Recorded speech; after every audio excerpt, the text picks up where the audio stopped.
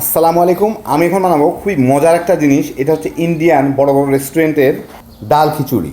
এটা সাধারণত অর্ডার দেওয়ার পরে বানায় দেওয়া হয়। তৈরি করা খুবই সহজ। ভিডিওটা দেখলেই আপনি বুঝবেন যে আপনি চাইলে বাসায় বেঁচে যাওয়া ডাল আর ভাত দিয়েও আপনি ইচ্ছা করলে কাছাকাছি টেস্টের একটা খিচুড়ি বানিয়ে দিতে পারবেন খুবই সহজে। অসাধারণ স্বাদ, আঙ্গুল চেটে খাওয়ার মতো। তো আসেন দেখি শুরু করা যাক। আমি এখানে 3 রকমের ডাল নিছি। এটা হচ্ছে অড়হর ডাল, তুর ডাল যাকে বলে, এটা নিছি 1 কাপ। মসুর ডাল নিছি সিকি কাপ, কোয়ার্টার কাপ।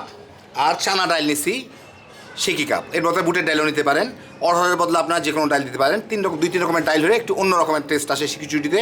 যাই হোক, এগুলোকে আমি ভালো মতো ধুয়ে এখন একটু সিদ্ধ করে নিব। তো আগে ধুয়ে নিই, তারপর বাকিটুকু দেখাচ্ছি।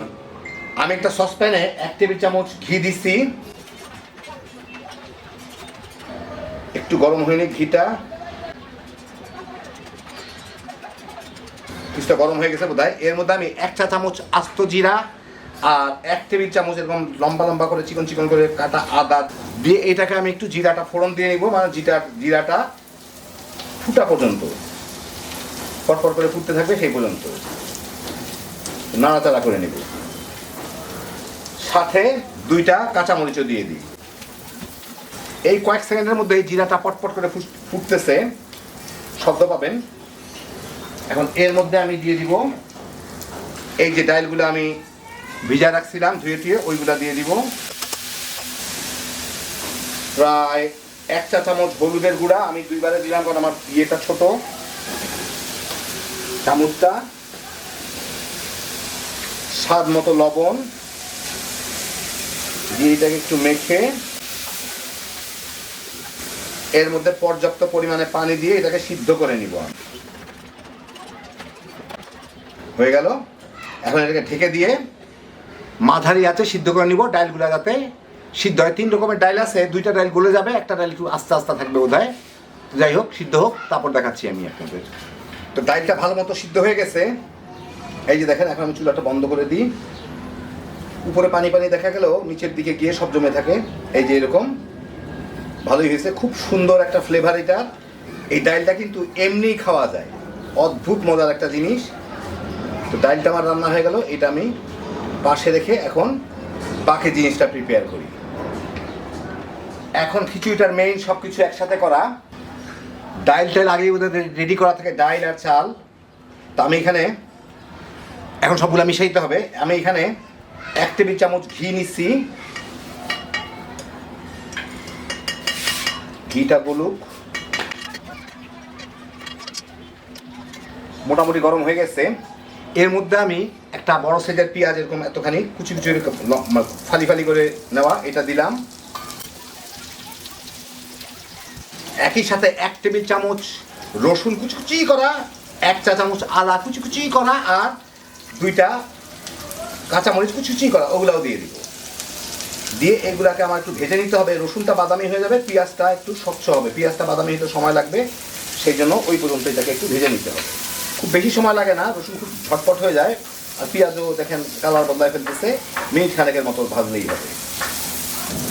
এই মিনিট খানেকের মধ্যেই, মিনিট খানেকও লাগলো না, আমি 1 মিনিটেরও কম, রসুনটা বাদামি হওয়া শুরু করলেই এর মধ্যে আমি দিয়ে দিচ্ছি এখানে একটা টমেটো কুচকুচি করা আছে আর 2টা শুকনো মরিচ ভাঙা আছে। এই 2টা দিয়ে এর সাথে একটু টমেটোটা গলানো পর্যন্ত ভেজে নিতে হবে। সাথে একটু লবণ দিয়ে দিই, টমেটোটা জলদি গলবে। যদিও আজকালকার টমেটো একটু গলা মুশকিল, তারপরে কিছু করার নাই। 3-4 মিনিট ভেজে, এই আজকালকার টমেটো গলা খুব কঠিন, না গলুক অসুবিধা নাই। আমার মশলা দিতে হবে। এখানে আমি দিচ্ছি আধা চামচেরও কম হলুদের গুঁড়া, 1.5 চা চামচ ধনিয়ার গুঁড়া, 1 চা চামচ গরম মশলার গুঁড়া আর 1 চা চামচ মরিচের গুঁড়া। তা কাশ্মীরি মরিচ দেওয়ার কথা, এখন কাশ্মীরি আমাদের কাছে নাই, নর্মাল মরিচই দিয়ে সারলাম। কালারের জন্য দেয় বোধহয়, তো আপনার কালারের জন্য দেয়, তো আপনারাও যদি থাকে তাহলে দিবেন, না থাকলে না দিবেন, অসুবিধা নাই। এখন এর সাথে আমার অল্প একটু গরম পানি দিয়ে এটাকে একটু ভুনে নিতে হবে। খুবই অল্প পরিমাণ গরম পানি।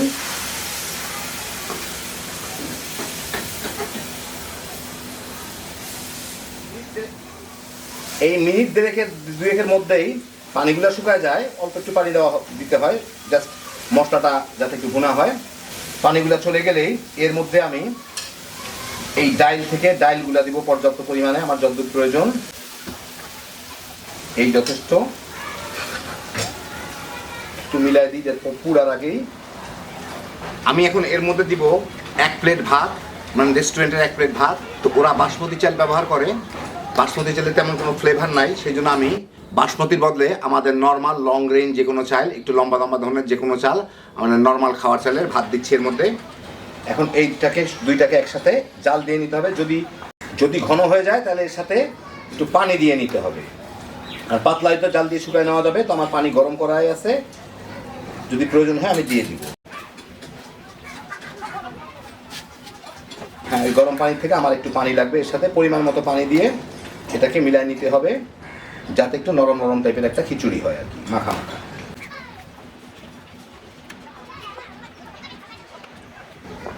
এখন এই পর্যায়ে একটু লবণটা দেখতে হবে ঠিক আছে কিনা।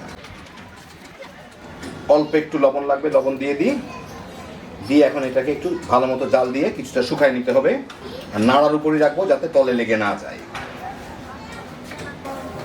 মিনিট 2 জাল দিলেই এটা শুকায় গেছে, যে দেখেন রংটা একটু গাঢ় হয়ে যায়। এখন আমি চুলার জালটা আরো কমায় দিব, কমায় এর মধ্যে আমার দিতে হবে একটু কাসুরি মেথি, মানে মেথি শাক শুকানো যদি থাকে যাদের দিবেন, একটু ধনিয়া পাতা কুচি, আর একটু লেবুর রস, আর আমচুর থাকলে দিবেন। আমার কাছে আমচুর নাই, দিতে পারলাম না, আমচুরও দেওয়া হয় এর মধ্যে একটু দিয়ে। এইটাকে এখন একটু মেখে নিলেই হয়ে গেল। হালকা জালে রাখছি আমি।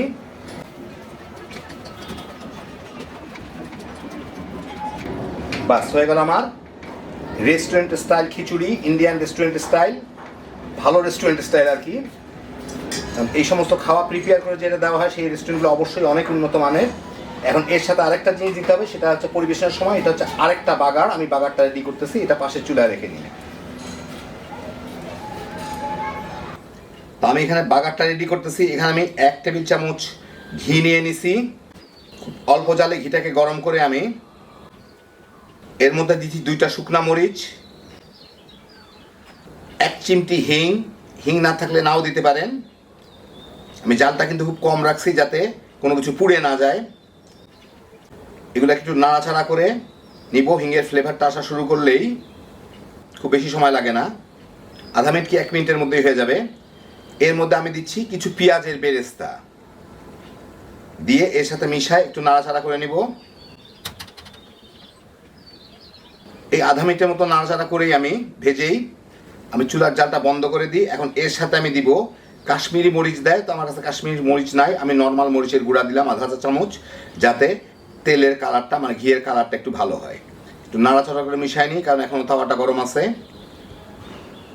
তো দেখেন কত সুন্দর কালারটা চলে আসছে। হয়ে গেল আমার বাগার। এখন আপনাদেরকে বেড়ে দেখাই।